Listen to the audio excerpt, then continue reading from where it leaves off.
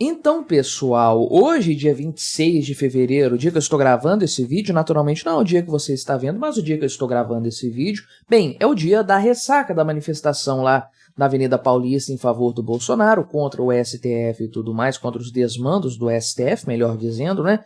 Que foi um enorme sucesso, eu falei disso aqui no canal, e de fato a repercussão disso continua acontecendo hoje, né? O dia seguinte à manifestação. E a grande questão, ou a grande dúvida de todos, na verdade, era como o Lula e o pessoal dele iria reagir ao grande sucesso que foi o evento de forma geral e como isso demonstrou a força do Bolsonaro. Eles estavam torcendo, o pessoal da esquerda, sem dúvidas, para que a coisa flopasse, para que fosse um grande fracasso. Isso enterraria a carreira política do Bolsonaro, muito provavelmente, mas o que aconteceu foi exatamente o contrário, uma das maiores manifestações já vistas, uma quantidade absurda de pessoas, o que motivou sites de esquerda, o pessoal esquerdista da USP e tantos outros aí, até o MBL parece, né, a subestimar bastante os números, colocar a coisa ali na faixa dos 100 mil, 200 mil participantes, o que não faz o menor sentido, obviamente, as imagens falam por si só, né?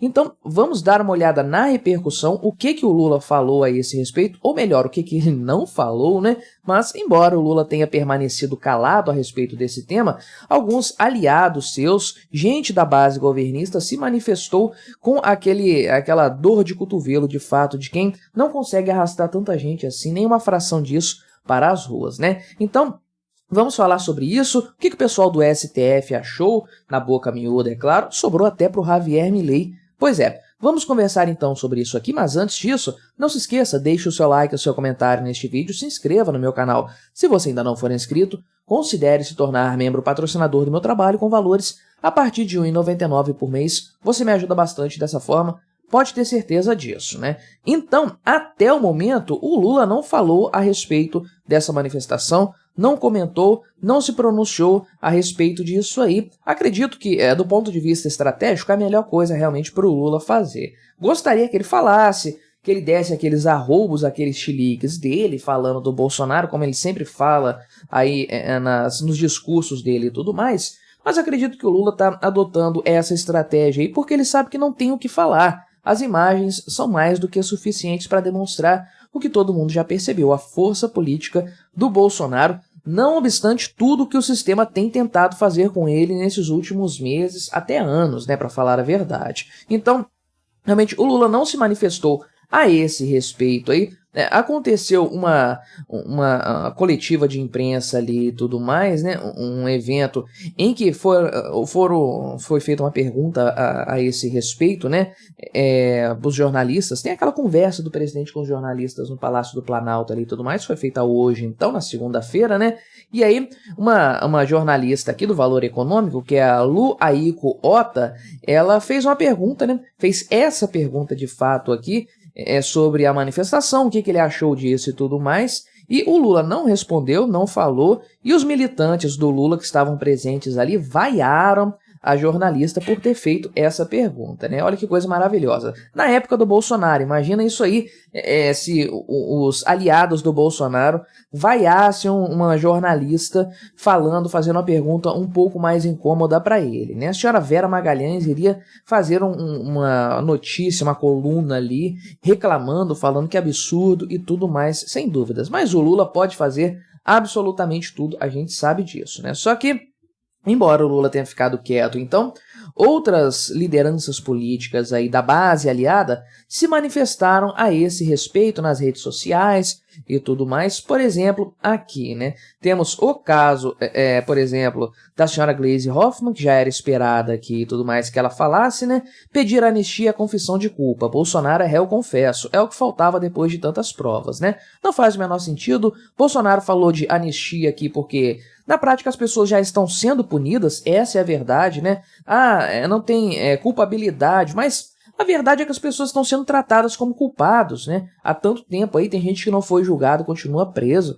Então, a palavra é anistia mesmo, tipo, esquece esse negócio, já foi condenado todo mundo aí sem prova, sem materialidade, sem julgamento em muitos casos, pessoas pagando aí por crimes que nem se sabe se foram cometidos ou não, né? Bolsonaro, inclusive, no discurso dele falou que quem quebrou alguma coisa tem que pagar por isso e tudo mais. O que ele disse vamos soltar essa galera aí, parar com essa palhaçada, com essa bobagem, deixar de lado essa coisa completamente sem sentido, né? Então, nada a ver o que a Gleisi Hoffmann falou aqui. A Érica Hilton, que é do PSOL lá de São Paulo também, né, falou o seguinte: há golpistas na Paulista, inclusive um ladrão de joias e de Rolex, né? Obviamente, tá falando aqui do Bolsonaro, né? E de fato, isso aqui seria uma...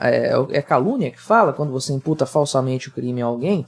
Não sei, mas eu acredito que, enquanto parlamentar, ela tem esse direito constitucional, né? Tem imunidade parlamentar para falar, inclusive isso aqui, acusar falsamente o presidente da República. Acho que isso faz parte do exercício da legislatura dela, né? Obviamente, se fosse alguém de direita falando isso aqui do Lula, perderia o mandato imediatamente. A STF ia cassar, a Câmara dos Deputados iria aceitar a cassação, ia deixar a coisa acontecer e seguir dessa forma. Mas sendo gente do Lula, pode usar a imunidade parlamentar sem o menor problema, né? Então aqui, inclusive, o pessoal disse que a hashtag que é Poder 360, então é mídia esquerdista mesmo, né?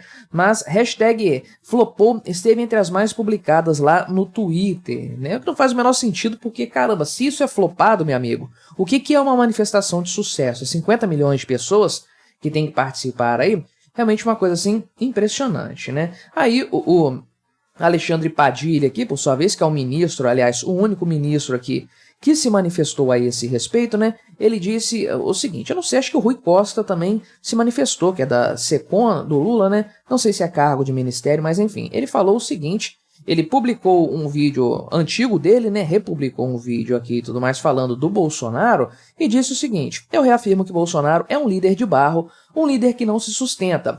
Tá, com base no que ele falou isso? Um cara que arrasta aí quase 1 milhão de pessoas para a Avenida Paulista com risco de todo mundo sair preso ali, gente ser processada pelo STF.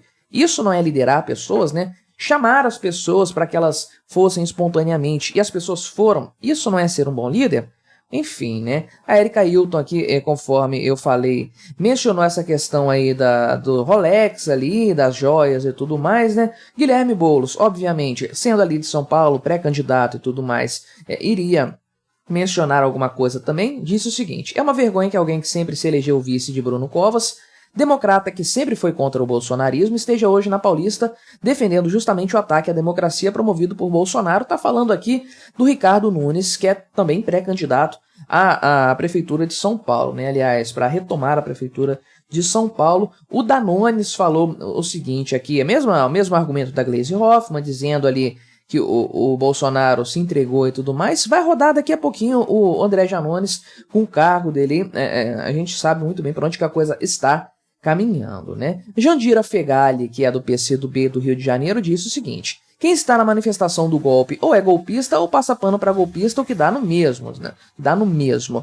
Bem, não tem manifestação golpista nenhuma lá. O que tinha de aparência de golpe naquela história, né? Ana Pimentel aqui, que é do PT de Minas Gerais, aliás, foi muito bem votada, inclusive, né, nas eleições passadas, também falou aqui a respeito da hashtag sem anistia, que eles estão publicando ali e tudo mais. Rogério Correia aqui, também do PT de Minas Gerais, publicou e tudo mais. Enfim, o grande ponto aqui, talvez, né, a grande provocação, talvez tenha sido do Paulo Pimenta, de fato, né, ministro da SECOM aqui, conforme eu falei, a outra notícia afirmou ali que não tinham outros ministros além do Alexandre Padilha se manifestando, não. Paulo Pimenta falou também, publicou nas redes sociais dele aqui, dizendo que era um choro de perdedor por parte do Bolsonaro aí, né?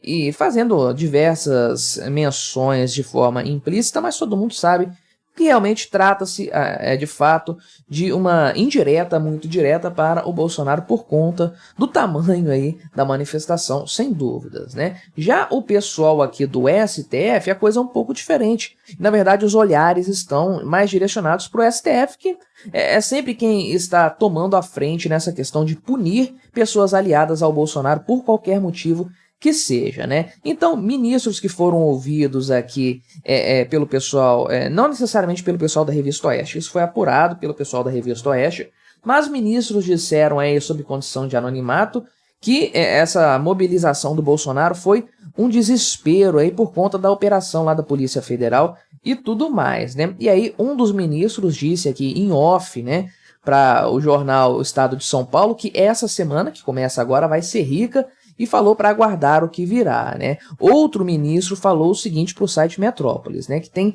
ele vê prova material do que seria uma ruptura institucional com o envolvimento do Bolsonaro. Isso aqui é uma coisa realmente ridícula. O ministro do STF ficar dando diquinha, dando pistinha do que vai acontecer, parecendo a Janja, né? Falando, Bolsonaro daqui a pouco vai estar preso, pode aguardar que em breve vai ser preso. Aí o ministrinho fica falando, né, dando diquinha aqui, de que vai ter coisa importante essa semana, fiquem aguardando que tem novidade aí. Coisa palhaçada, né, meu amigo? O papel dessa Suprema Corte do Brasil é uma coisa impressionante, né? E o mais engraçado talvez tenha sido, de fato, a Gleisi Hoffmann se mordendo por conta do Javier Milei, porque o presidente da Argentina compartilhou uma mensagem também no Twitter, parabenizando o Bolsonaro pela dimensão da manifestação e chamando o Lula de ditador e associando o presidente brasileiro ao Hamas, que é uma coisa completamente verdadeira, tanto uma coisa quanto outra, né? Inclusive aqui, o Milei repostou várias publicações aqui sobre as manifestações e tudo mais, e a Gleisi Hoffmann, então, isso aqui foi hoje mesmo que ela publicou, ela disse o seguinte: Javier Milei fez molecagem nas redes sociais divulgando mentiras de bolsonaristas sobre Lula oficial. Nenhuma mentira divulgada por ele, sem dúvidas, né? Falar em ditadura no Brasil é total irresponsabilidade, né? Na verdade, não, porque lá fora a coisa já está repercutindo assim. O pessoal conhece bem o métier da América Latina, né? E ela segue aqui, mais grave ainda se é reproduzida pelo presidente de país vizinho, amigo e parceiro comercial. Milei devia cuidar primeiro de resolver os graves problemas do povo da Argentina. Tá fazendo isso muito melhor do que qualquer outro governo que se tenha notícia. Diga-se de passagem, aguarde, Gleisi Hoffmann, quando começar a comparação entre os números econômicos da Argentina e do Brasil, né? Foi eleito para isso, mas prefere ofender Lula e perseguir estudantes brasileiros em seu país, uma grande falácia. Agora ofender o Lula realmente é um dever moral de cada um de nós, né? Então o Lula permanece caladinho, os seus asseclas, os seus capangas estão fazendo serviço sujo por aí, mas pode ter certeza que esse senhor aqui está um pouquinho mais com o rabo na mão, por conta da questão do apoio do Bolsonaro, de fato. Isso aqui eu entendo, eu faço a leitura principal de que a repercussão maior vai ser junto do Congresso Nacional. Os parlamentares vão se lembrar de que apoiar o Bolsonaro ainda dá muito voto, ainda elege muita gente, e aí como é que fica o apoio para o Lula? Como é que fica a negociata com o Lula? Fica mais enfraquecida nessa história. Lula já está na mão do Congresso há um tempo, agora vai ficar ainda mais. Mas o que você achou dessa história, dessa minha análise? Colabore com o nosso debate, deixe o seu comentário, se inscreva no meu canal se você ainda não for inscrito e até a próxima.